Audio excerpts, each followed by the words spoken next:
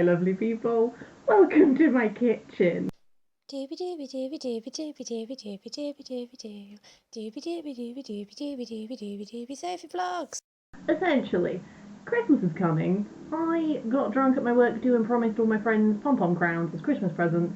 I now need to deliver on that promise, but I also wanted to film a YouTube video, so we're in my kitchen today because I'm going to hot glue some Pom Pom crowns while talking about tropes that I love.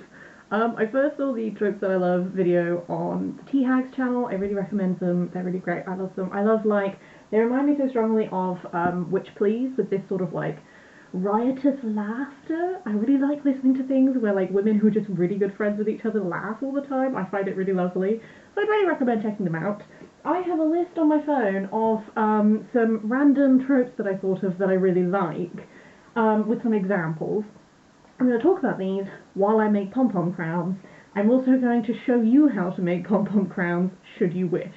So, if you would like to make a Pom Pom crown, what you need is some Pom Poms. Here's some I made earlier. I don't know how well you can see these because I can't see how this is framed, but I hope you can. Here are my Poms. I've got hair bands which I have wrapped wool around, which, to be honest with you, is... oh, bugger! It's... as we're about to see, is the most annoying part of this whole procedure. I like having the colour of the hairband match the colour of the pom-poms, but actually it's really annoying to do, so in the future I think I'm just going to buy like the satin covered ones in like a neutral colour and glue onto that. And you also need a hot glue gun. Oh, this one is... oh, hot enough. Are you hot enough, or are you just melting what was on there last time? We'll see. If the background noise is too bad, is loud, I'm sorry, but I have to keep the window open so that I don't actually gas myself with glue fumes, which, you know, would be pretty rubbish. Oh, and I have a glue gun and then some spare glue sticks because I go through too many.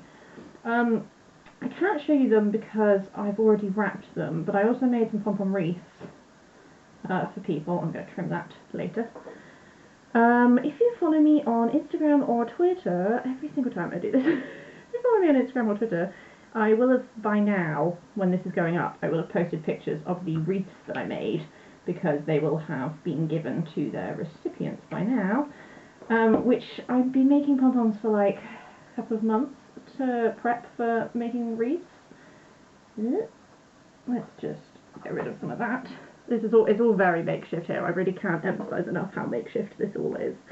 But yeah, I've had a really good time making pom-pom wreaths, and now making pom-pom hairbands in comparison seems really chill, because for a wreath I needed like minimum of 60 poms per wreath, pretty much, whereas, oh gosh, it's going to glue my fingers, with hairbands, because I'm doing nice big poms, you only really need like 5 poms a hairband, so that's really chill. Right, first trope, while we let that dry, is proper love triangles. And I don't mean love triangles where it's like A and B love C, but they hate each other. I mean love triangles where it's like A and B love C, and C loves A and B, but then A and B also love each other. For example, a book that does this really well is the Fionavar Tapestry by Guy Gavriel Kay. That, like, emotionally ruins me, so that's good. And then a TV show that does this really well, which I can't stop going on about because I love it so much, is Black Sails. Black Sails is a TV... oh, I should have told you, Fionavar Tapestry is like epic high fantasy 3-book series, lots of different inspirations going on there, a little bit Lord of the Rings inspiration, a little bit like King Arthur inspiration, all these sorts of things, absolutely love it. Black Sails is a pirate show which sort of combines, I'm doing this one first, yes, which sort of combines fictional, the backstory of Treasure Island and how Long John Silver came to be, how Captain Flint's treasure got on the island, but then also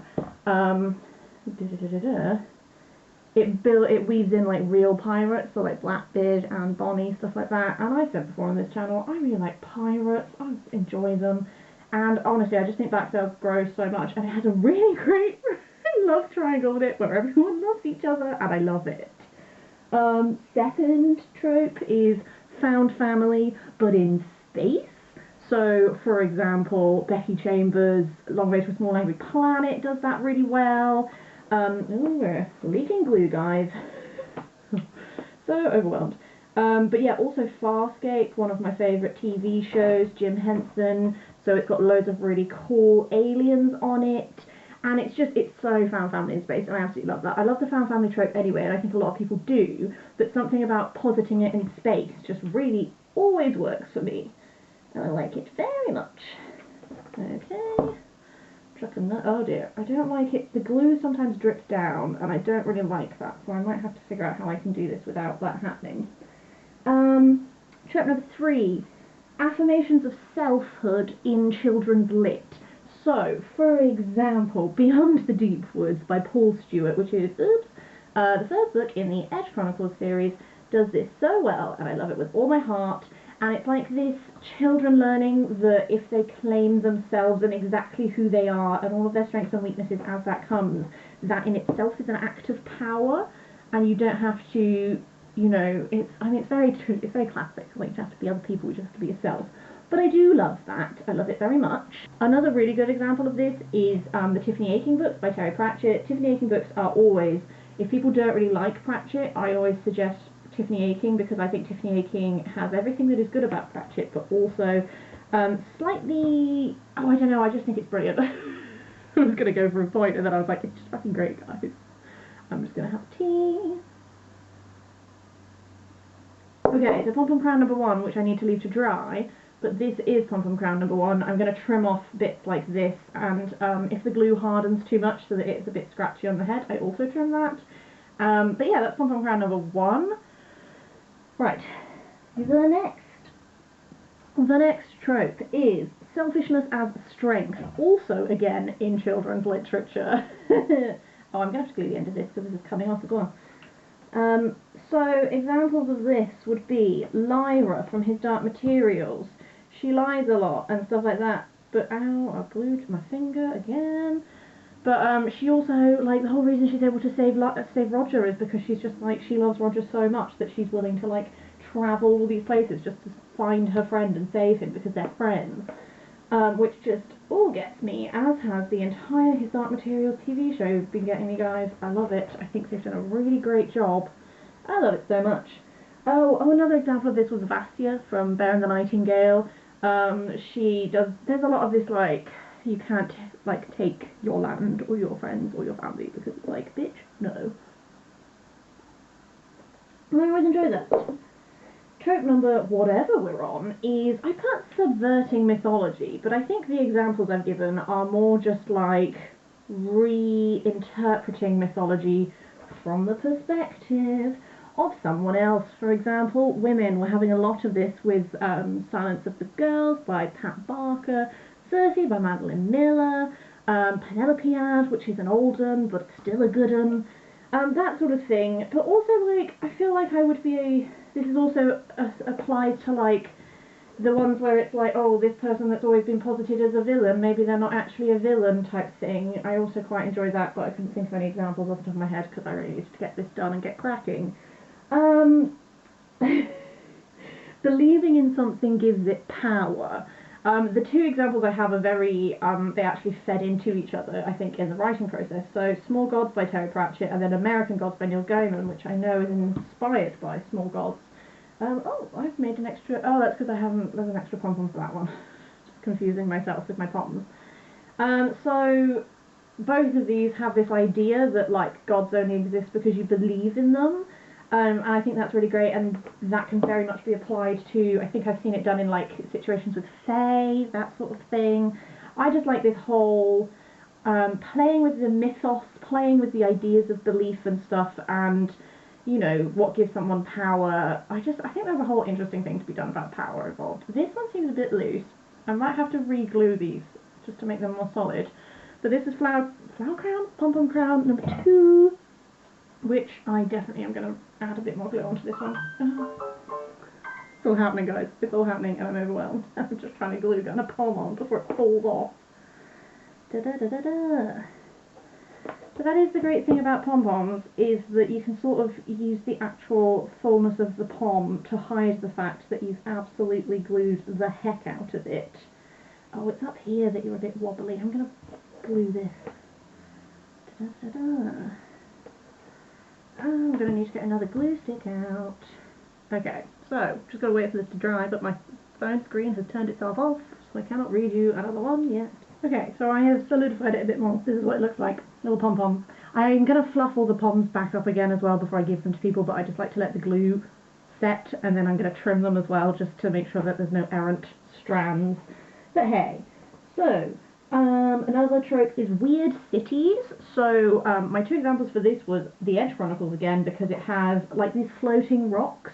So, like, Sanctifrax, I don't know if I'm saying that right, is like a floating city that's, like, chained to the ground, and that's the only thing that stops it from flying off.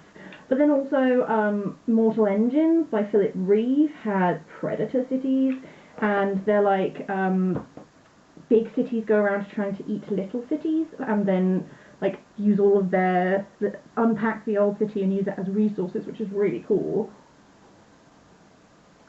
I can only think of a TV example for this next trope, but it's when people have to, like, you're going into, like, a situation where you have to leave all of your weapons behind, and there's one person who just keeps, like, there's just so many weapons, they just keep, like, unpacking and unpacking and unpacking, and then they're still not done. Which I thought of was, I'm pretty sure in Firefly, Zoe has a moment like that, but it does happen quite a bit in, like, TV show things, and I find it, even though I know it's happening, I still find it really funny. Oh, this one's another cool one. A language that has become forgotten or is inaccessible. So, two examples of this is Tigana by Guy Gavriel Kay, and then it's like Tigana is this whole place, and they had, essentially, they're cursed, they're not able to say the name of where they're from, and it, like, and they're not able to access where they're from, and it, like, absolutely haunts these people during their uprising and stuff. And then also Finnikin of the Rock by Marlina Marchetta, which is a series that I still haven't finished, that I really need to finish because the first book was so good. And that's another similar thing. They can't access Lumatere, and it's like this, where you're from so defines you, and when you're not allowed access to that, how heartbreaking that can be. I just think that there's some really lovely ideas that get played with there. Being able to twist the laws of logic to suit you. This is a very Pratchett thing. I feel like this happens in Pratchett quite a lot. But I was also thinking of Foundryside by Robert Jackson Bennett, which I read this year, and I'm really excited for the second book in the series to come out, because the main character has this, like, ability when she touches things, she can sort of speak to them a bit and hear them talk and stuff, and it's this, she finds this key, and the whole point that the key can do is it can unlock any of these doors, because they have, like, these rules on them. So, like, one door might be like, oh, you can only unlock when there's a key in, and it's the 52nd second of the day, or whatever. It's like day what? Thursday, and they're there on a Monday, and the key's like, oh, but didn't you hear they changed the clock? And now there are this many seconds in a minute, so technically it is Thursday now, and then the door's like, okay, I'll just open for you. I think that's really fun, like playing around with the logic of the world, and then finding ways to exploit the logic of the world. Not light versus dark, but shades of grey. My peak one of these is Earthsea. Oh, did I show you this? This one's done? Don't think I did. Here it is, this final one. I've only got 3 because I promised 3 people. I need to make a 4th one actually, but maybe I can do that after Christmas because, oh Lord, how many poems can one girl make? And then my final one is Practicalities of Time Travel. I'm going to turn the blue gun off. The only one I could think of off the top of my head was the Chronicles of St. Mary's, which is all about this group of historians. It's like institutions, so they do, like, they go and they do time travel for specific aims to find certain research things. So there's, like, someone who's involved with making sure they're all wearing the correct period of clothing. You have to do all the research to make sure that, like, you're turning up in the right time, and, like, what should you be, all of this stuff, like the real practicalities of time travel. I find that very interesting. Those are all the tropes I wanted to talk about. Just a few, just a handful. Might do a second one of these again. I don't know if there'll be a second episode of Crafting with Sophie and book tropes, because I don't know if I will need to do more crafting. But, just to remind you, here is Pom Crown number 1, here is Pom Crown number 2, and here is Pom Crown number 3. As you can see, we're sort of studies on a theme. I'm buying more yarn today, so I'm going to do more poms. I really like these yarns where you have multiple colours in it, because then you make these really interesting pom-poms. My friend who taught me how to make pom-poms makes them so that they are 2 colours. You just, when you're doing the pomming, you make either side a different colour, and then when they go together, they work really well together. Also, hi Miriam, I really hope your pom-pom crown has got to you by the time you're watching this, because I made yours earlier and I'm posting it today, and I'm not going to show it in this video because it's already wrapped up to post to you, but I really hope you got it before this happened. Spoiler alert, I made you a pom-pom crown. Yes. Essentially, I just keep telling my friends that if they want pom-pom crowns, just let me know, because I'm really having a lovely time making them. Those are all the book tropes I love. Do you love these tropes? What are your favourite tropes? What are tropes that, if they're in a book, you're like, ooh, definitely gotta read that book? Do you do crafting? All this and more. Please do tell me in the comments down below. But otherwise, I'm gonna go, get away from the hot glue, air out the room a bit, and have a lovely day, and see you sometime soon. Goodbye.